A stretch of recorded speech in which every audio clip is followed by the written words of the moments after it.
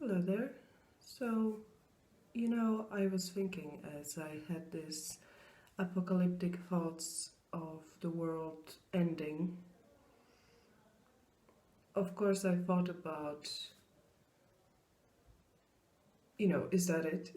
Is that like I still have things to do? What's going on? I just started to get a grip on my life and start having some long-term plans, and everything seems to fall in place. And yet here we go. And despite me being someone who always tries to think about different worst case scenarios and being ready for different emergencies, very often in my life being in this kind of constant state of emergency and survival, and still wasn't quite ready for that. And I'm away from home and away from everything. Suddenly I don't have this protection that I was kind of trying to build for myself. As much as, I'm actually not, I'm not the first person who prioritizes security and stability. Definitely, I can't be accused for that. But I started, of course, having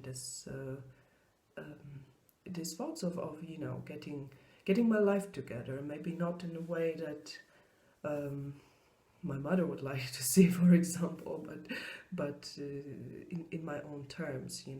I started realizing that I need certain things in place.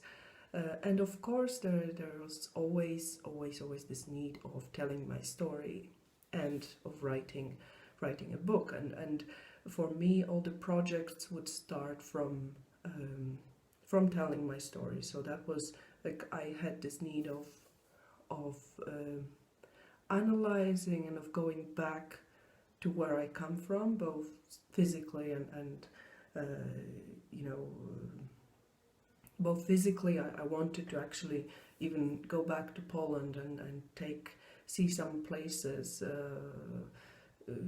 face some memories, and which I did partially, but I still had other projects in mind.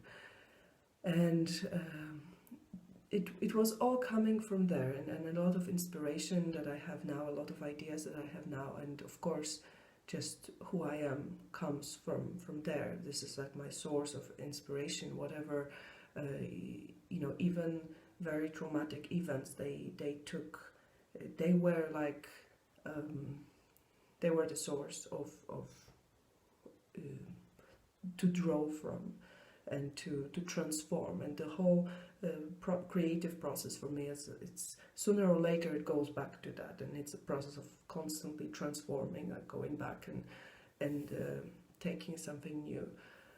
That's why I tend to repeat myself as well, because and tell turning into similar stories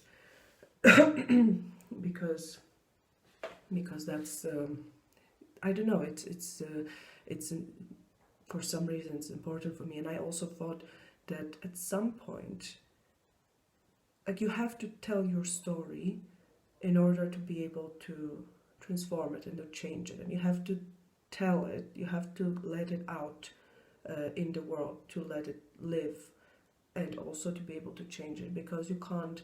It's like with magic, when you have symbols outside that you manipulate in the physical world in order to change, to manipulate reality according to your will. So for me, it was this kind of process also with the story, and which I sometimes thought that, okay, like, I'm going to tell it all, and then I'll move on to something else. I don't know how this moving on will look like, because it seems like I still have things to say, and I don't know why. I'm not sure where is the point where I feel it's enough. I feel like maybe the story didn't reach yet the people it had to reach, or I don't know. I don't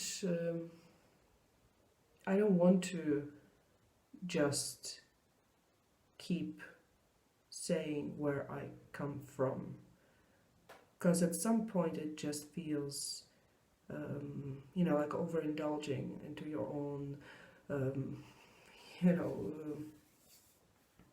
your own. I feel like I need to get out of it at some point. I need to expand. But in times like this, my first thought was like, oh my God, like I have not finished telling my story, and for whatever, it might come from this sort of artistic egocentrism where, for some reason I feel it's important, for some reason I feel this need of constantly expressing who I am, what I lived, and I don't know, it's just certain energy that for me has to keep going, and that's what I attempt to do, that's what I'm about. And so of course that's also why I started recording again, because I'm like, oh no, what if the world ends? Well, if the world ends like completely, there will be nobody to really, to receive that story. So that's not ideal. But assuming that, well, since you're still here, so that's great. But for posterity, if somebody survives it and discovers, that's, you never know. But of course, I think, it feels very. I'm just like a drop in the ocean. I'm nobody. I'm just me.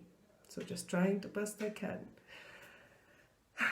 And so there was this impulse, like of telling my story, and another impulse of, basically the sense of urgency that I very often get anyway, because I tend to live in a constant awareness of death, which some people, of course, see as a very dark and negative thing, but I have no such feeling, because death is what gives life meaning. That death is what pushes you to accomplish things, to live your best life, and to remember what's important, because the time is limited.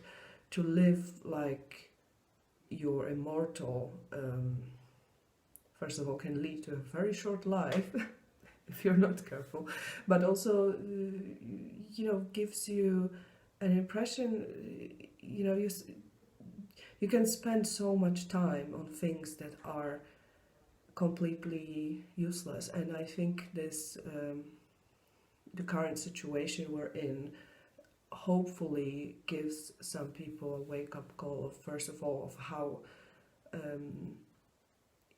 of what's important, because we suddenly start thinking of the most important thing. And at the same time we realize how much we can get, how much we can do without. So I think there is a certain focus it gives.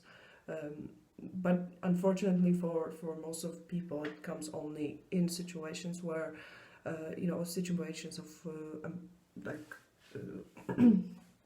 in extreme situations of danger or emergency. And for me, I try to cultivate that, and that's just like a way I live. That's why I might be sometimes very abrupt with people as well, because even though I still manage to spend a lot of time and emotional energy and life force to to torture myself with things that in a larger scheme of things weren't that important. So that's also, of course, a chance to reevaluate all that. So we have a story, and we have the focus, the sharpness of vision. And that leads me to another thing that I also find quite interesting, important. I realized that nothing is prepared for my end. And I used to always think that, I am quite a dramatic person who finds a lot of pleasure and meaning in certain aesthetic and certain artistic expression in details. And of course, if I pass away, I'd like things to look certain way. And in situations like this, we don't always have control of what is going to happen after that.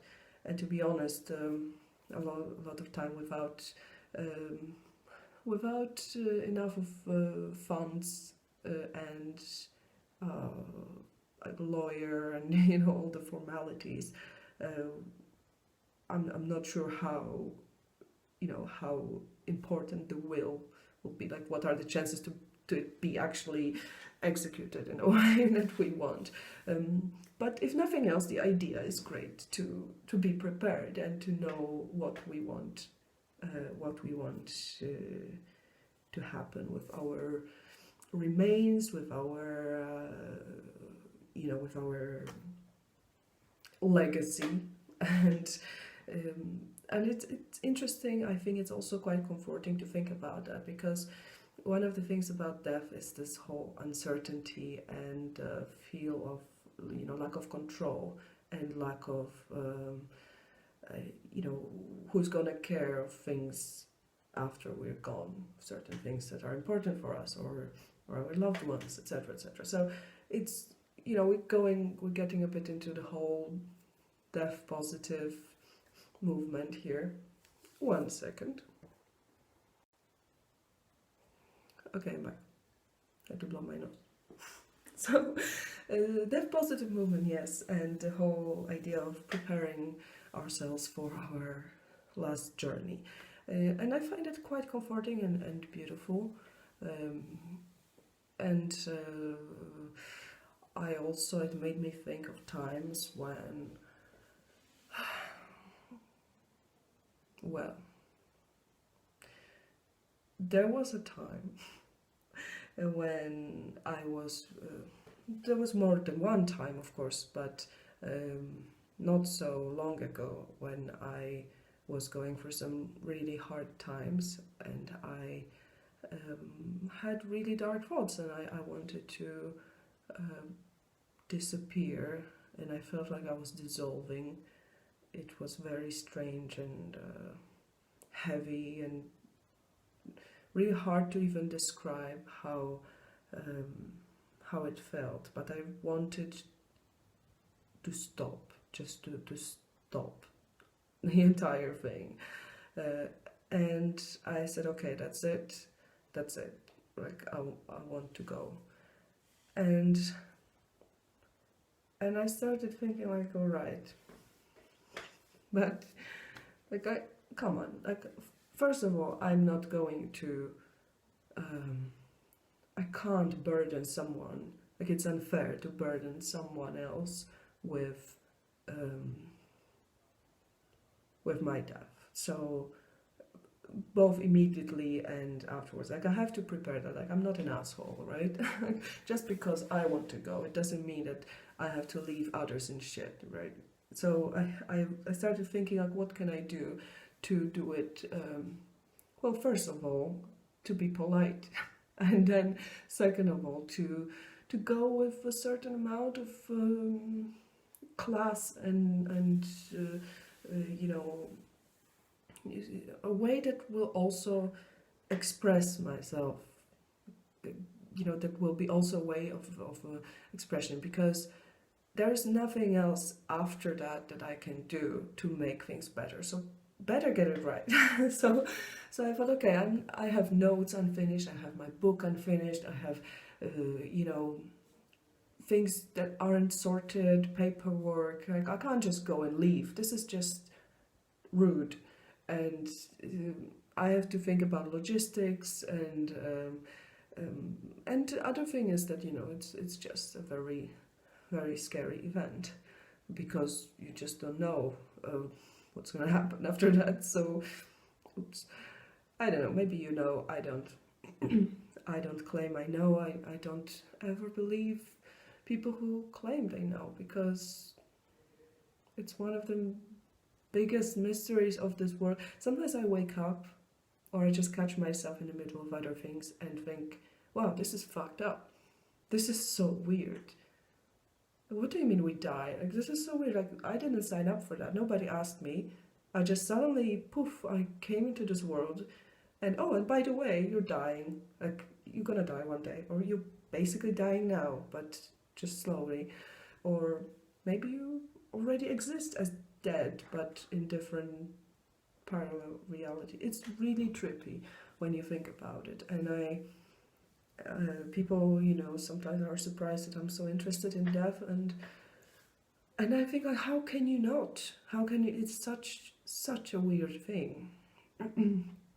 So anyway, I started thinking at that time, like, okay, I need to make a plan. I need to make it good. I better get my playlist together, and arrange the whole thing, because, uh, you know, if I can do one thing right, at least let it be my passage, right? I mean, who of all people I should at least.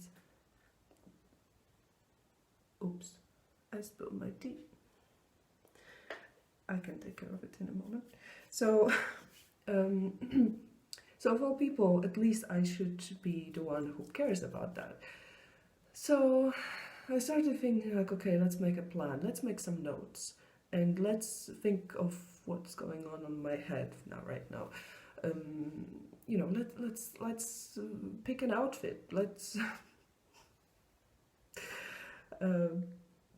I started making notes. I started writing about that. I started thinking about it, and actually, that was something that really helped me to snap out of this hellhole that I was in, because my mind kind of started focusing on other things. It's like when you have a panic attack and you concentrate on like your environment, your material things, you acknowledge your position in environment, your you snap yourself out of the loop in your head. I think it might have been something similar. It really helped. Highly recommended. So these are things that I'm thinking about these days, reevaluating things. And I think that also, I don't think personally, because I really, it's my path to cultivate that every day and to appreciate every day all the beautiful things and not so beautiful things and all the emotions, and give it all place and respect, of a human experience, without picking and choosing of things that, of course, where we have control over it. This is where we decide what's important, what isn't. But there are things that we can't control, and they also have their place. And just trying to pay attention to everything and to appreciate everything, especially nature, especially in the cities. Sometimes it might be harder, but little birds, even fucking pigeons, I love pigeons. So just appreciating all these little miracles that are around. And I think now when a lot of people can't go out, it's also a great time to remember that, that miracles are everywhere and every day, and we really have to pay attention to that, because it's a beauty that you never know when you're going to see it for the last time. So pay attention and appreciate.